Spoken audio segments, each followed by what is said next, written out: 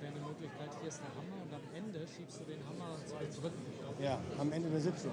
Ganz am Ende, weil er schließt dann die Sitzung bei den Closing Remarks.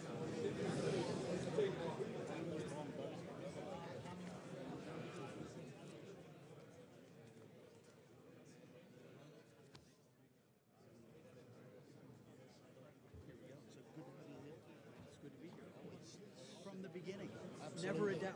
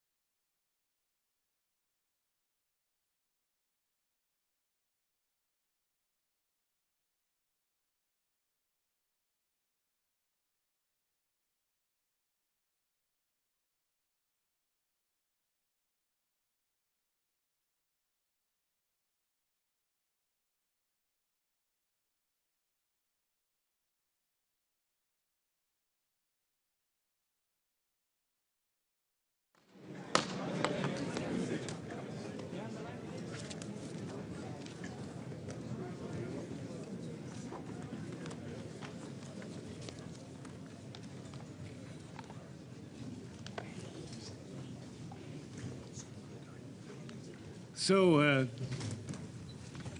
Dennis, John, Pete, Mark, my friends, in the first place, I would like to congratulate our friend and partner Dennis to his 5th anniversary. Congratulations and all the best for you and for the years to come, and for good cooperation and steady health. Welcome once again to the 31st UDCG meeting. Mark, thank you very much for your hospitality again, your constant support, and for the reception at NATO headquarters. We continue to see a Russia with no discernible intention of bringing this war to an end. Even if Russia has gained some territory, it has paid dearly with enormous losses. An estimated 300,000 Russian casualties since the start of the year is a horrible price for this inhumane and illegal war of aggression.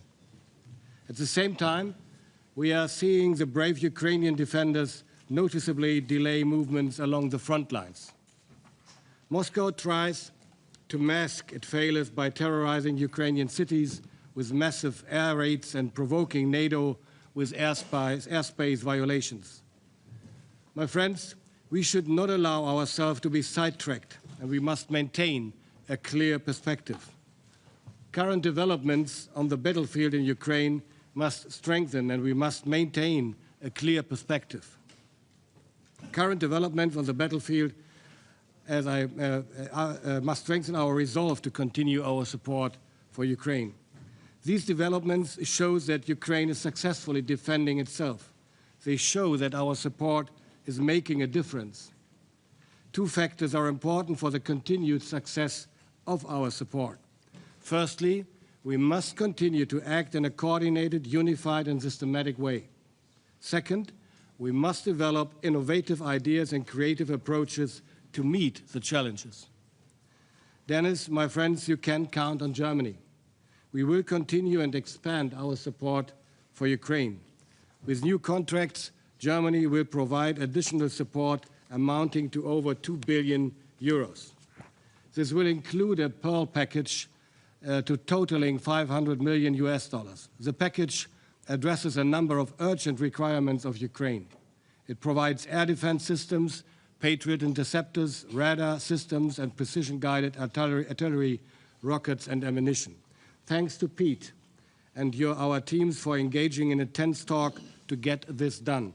Transparency to our taxpayers, which includes fair pricing, remains key to our success. Thank you for doing everything you could do. We will continue to strengthen Ukraine's air defense with new contracts on the delivery of another 2 IRIS-T air defense systems, including a large number of guided missiles as well as shoulder-fired air defense missiles. We will supply high-end anti-tank weapons, communication devices, and modern handheld weapons. We will also launch a comprehensive project to modernize weapon systems already delivered to Ukraine and to extend their service lives. This ensures that the weapon systems we supply are adapted to changing battlefield realities and can continue to be used reliably and effectively by Ukraine's armed forces. At the same time, we will continue to expand cooperation between the German and Ukrainian defense industry. We will underscore this intent by concluding a memorandum of understanding on defense industry cooperation, which will be signed by Dennis and me following this UDCG meeting. Support measures like these will only take full effect if they consistently follow Ukraine's requirements and are coordinated with our partners. The UDCG will continue to play a crucial role in this.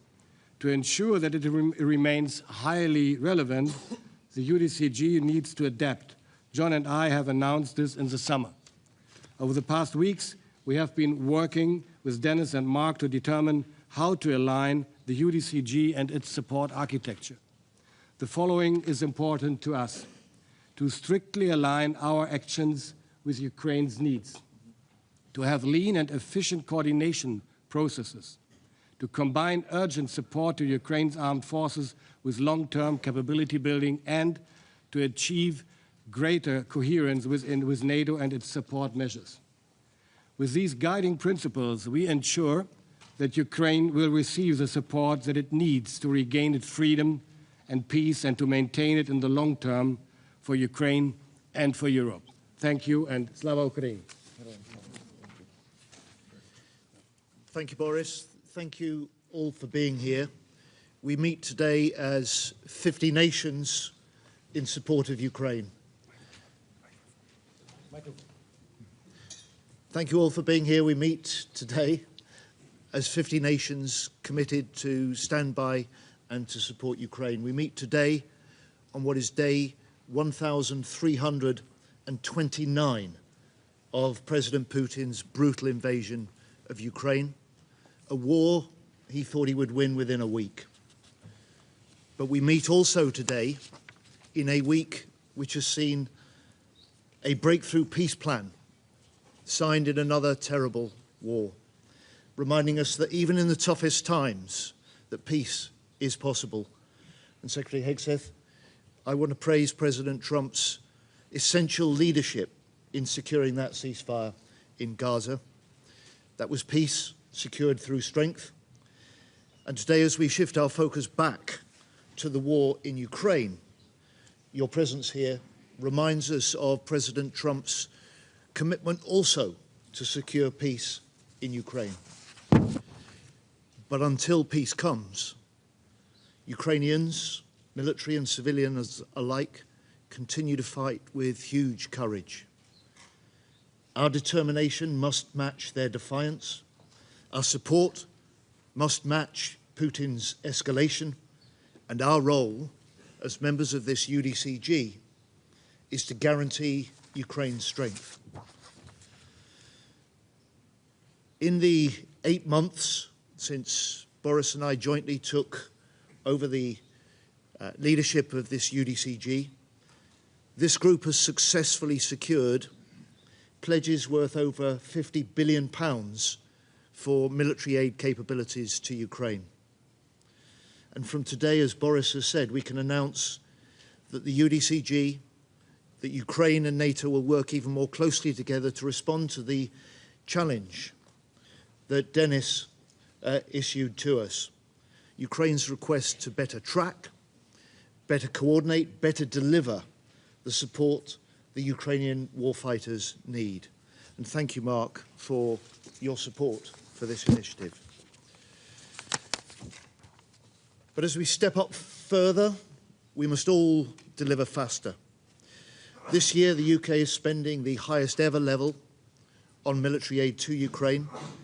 And I can confirm that in the last 6 months alone, we've delivered over 85,000 drones into Ukraine.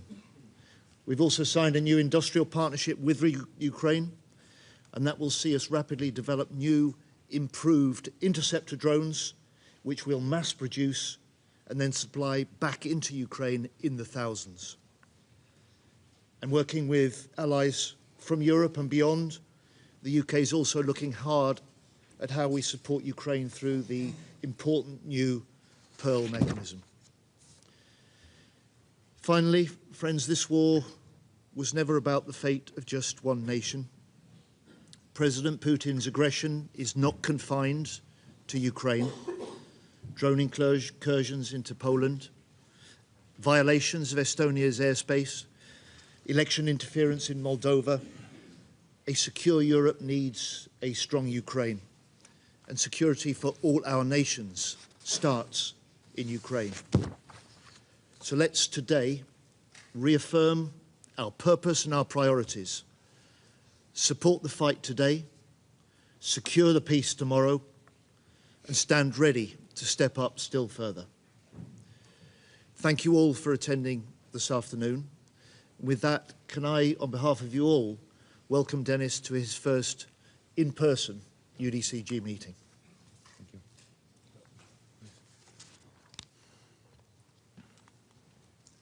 Dear Boris, dear John, dear Pete, dear Mark, distinguished colleagues, friends, I'm grateful to all of you for being here today again and for staying with Ukraine through every challenge of this long and difficult war. Thank you. This is already the 31st meeting of the Ukraine Defense Contact Group, and I thank you for such unity. Ukraine never wanted this war. We want peace, real peace, based on justice and international law. We appreciate all efforts or personal efforts of President Trump to bring Russia to the peace negotiations, but Russia still believes it can gain more influence with bombs. Every night our cities are under attack. That's why we need truly strong global pressure in response to Russia's choice to keep the war going. This brings me to key priorities for 2025 and 2026. Let me focus on the three main pillars: Pearl, Ukrainian-made drones and missiles, as well as extended-range artillery ammunition. And there is one very important issue, long-range missiles, which our partners have. The name of these missiles everyone knows, absolutely widely known. We ask about this too, to increase pressure on Russia economically and through the destroying their military infrastructure. First and foremost, the Pearl initiative. Some of you are already part of it. Thank you for this. It is important that others join too. Pearl for 2025 must be fully implemented. We count on your continued coordination and financing to ensure timely deliveries. Funding needs under the Pearl next year will reach $12 to $20 billion. If needed, we are ready to discuss coordination of this project. The next priority is Ukrainian-made drones and missiles. We needed more FPV, ISR, and other drones to hold the front line. We continue to emphasize an urgent funding needs of $4 billion. In 2026, we will be able to build up to 10 million drones if partners commit the necessary funding. These are cost-efficient, fast, and combat-proven solutions. At the same time, our deep strike drones and missiles help us respond asymmetrically to Russian strikes. And again, I will repeat, we also need to combine our deep strike drones with deep strike missiles from our partners, and I argue about this, and we ask for this type of support. According to our data, the enemy Gaza line deficit now is up to 20% of their needs. There are significant effects from our weapons. Our third priority is to increase our strike depths directly at the front line. We need more extended range artillery rounds. We once again welcome the initiative of joint procurement of artillery ammunition, but to achieve the greatest effects on the battlefield, it should focus on supplying this type of extended range munition. As Russia's air terror continues, we also urgently need additional interceptors this winter, including air defense systems and both surface-to-air and air-launched guided missiles for NASAMS, IRIS-T, and F-16 platforms. In September alone, they launched over 5,600 strike drones and more than 180 missiles, targeting our civilian infrastructure and people. Therefore, on the eve of winter, it is very critical to provide us with necessary equipment to repel such attacks. I would also like to add a few words on our overall defense needs for 2026. We estimate them at $120 billion. Ukraine will cover half, 60 billion, from our national resources. We are asking partners to join us in covering the other half. The most effective path to meet this need is for our European and non-European partners to dedicate no less than 0.25% of their GDP to military support for Ukraine. If the $60 billion target is out of reach for Europe, for non-European partners, then the only remaining solution is a loan backed by frozen Russian assets, so it can be used to fund Ukraine's armed forces and their requirements. Why does this matter for all of us? Because together we are moving toward a new European defense architecture, and Ukraine's army today is the most experienced and capable in Europe. The technologies we are developing now, drones, interceptors, long-range strike systems, will strengthen Europe's resilience for decades. Colleagues, it would be a mistake to believe that peace is already near. The war continues every day in our strikes, and to each of you for your personal efforts, for your contributions of your nations, for our mutual unity, for strengthening of our nations in face of this aggression. Let us act together with resolve and without delay. Thank you so much. Slava Ukraini. Thank you. Pete, you have it. Thank you. Well, colleagues, Secretary General Rutте, ministers of defense, might I suggest ministers of war, from around the world, we gather at a very important moment. Over the past few months, European investment in defense for Ukraine has increased significantly. Now, of course, the United States will do our part, but Europeans must continue to take primary responsibility for the conventional defense of the continent. Now, as we have before, we're going to continue to constructively remind our allies of all of our Article 3 obligations. Article 3 of NATO states, by means of continuous and effective self-help and mutual aid, allies will maintain and develop their individual and collective capacity to resist armed attack. Today, and thanks to President Trump's efforts since the first term, we are seeing in real time allies taking this obligation seriously, including in Ukraine. A key mechanism to forge peace in Ukraine, as has been mentioned, is NATO's Priority Ukraine Requirements List, or PEARL, funding initiative. For those watching and not familiar, PEARL is how we supply weapons to Ukraine. Basically, Europe pays, the U.S. provides NATO fields.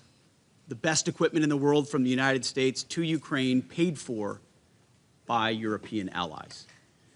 General Grinkowicz, our Supreme Allied Commander, the right guy at the right time, validates the assistance Ukraine requests through the PEARL initiative, and then our team within the War Department assesses those requests. It's a rigorous process, and so far has been effective. As a result, NATO allies have committed more than $2 billion in security assistance to Ukraine through the NATO PEARL initiative since August. Now, allies often say that Ukraine's security is synonymous with European security. Well, now then, therefore, is the time for all NATO countries to turn words into action in the form of PEARL investments. All countries around this table, no free riders. And I certainly appreciate Secretary Rutte's leadership in this important effort, and all the nations today that we've heard step up. Many more commitments just today to that PEARL initiative, which sends an incredible signal to the world about the commitment. I want to commend allies such as Germany and Poland for their efforts in meeting their 5% commitment, which is being invested in fielding combat-credible forces. I could name a lot of other countries as well, the Baltics and Nordics, that have done likewise, and we are grateful. All countries need to translate goals into guns, commitments into capabilities, and pledges into power. That's all that matters, hard power. It's the only thing belligerents actually respect. Your continued investment and leadership are vital to helping Ukraine defend itself and to bring an end to this conflict. Peace through strength. Now, Europe's political leaders have also endorsed military planning for the coalition of the willing. by establishing an operational headquarters and committing personnel to that multinational force, should a peace arrangement be reached, European leaders are sending a clear message to Russia. Now is the time to end this tragic war, stop the needless bloodshed, and come to the peace table. Now, if this war does not end, if there is no path to peace in the short term, then the United States, along with our allies, will take the steps necessary to impose costs on Russia for its continued aggression. If we must take this step, the U.S. War Department stands ready to do our part in ways that only the United States can do. We remain clear-eyed about the fact that the most effective deterrents to Russian aggression are, number one, a lethal, capable, and European-led NATO, and number two, a combat-credible Ukrainian military able to defend itself and thereby continue to deter Russian aggression along NATO's border. Again, peace through strength. Under President Trump's steadfast leadership, and in particular with our European allies, we're going to bring an end to the war in Ukraine. The war must end. Like we saw him do in Gaza and in the Middle East, President Trump knows how to forge peace, to create opportunities in situations, in scenarios where peace seems far off. He and he alone has the ability to do that. This is not a war that started on President Trump's watch, but it will end on his watch. So let us seize this moment, strongly forge peace in Ukraine, and let's bring peace through strength. Thank you very much. Yes, thank you, dear Secretary of State Healy, Minister Pistorius, Secretary of War Hexet, Minister Schmihal, dear colleagues. Welcome back to NATO headquarters here in Brussels. And John and Boris, thank you again for your leadership. Since its inception, the UDCG has been the backbone of our collective support for Ukraine. This body and the equipment it delivers to the battlefield are a clear demonstration of the international community's support for Ukraine. I've discussed with Secretary Healy and Minister Pistorius how NATO can best help the UDCG, and NATO staff will provide all necessary support. We will assist across the board, from hosting meetings such as this one to providing the best data and analysis available. And together with Ukraine, the UK, Germany, and with your support, we will make the UDCG more effective at delivering what Ukraine needs. So I look forward to working with all of you to ensure our support for Ukraine is as predictable and as impactful as possible. And we all have a role to play here. NATO allies have committed to increase our defense spending and support to Ukraine, and we know that the support to Ukraine itself, by the way, will count to that defense spending. And I'm particularly focused here on Pearl. Secretary Hexet was also speaking about it and others. Because this is the mechanism that supplies US weapons, both lethal and non-lethal, to Ukraine, paid for by NATO allies. And I hope we can announce further significant contributions today, building on the successful meeting of defense ministers this morning. I want to commend President Trump's leadership here. He has been clear-eyed from day one when he came into office that he wants to end this war. He has been successful in Gaza. It was really staggering what happened this week and the week before under his leadership. And I want to thank you, Pete, for the leadership you are providing from the Pentagon to make all of this possible and to support this program. It is really critical. In getting Ukraine the weapons, it really needs quickly and at scale.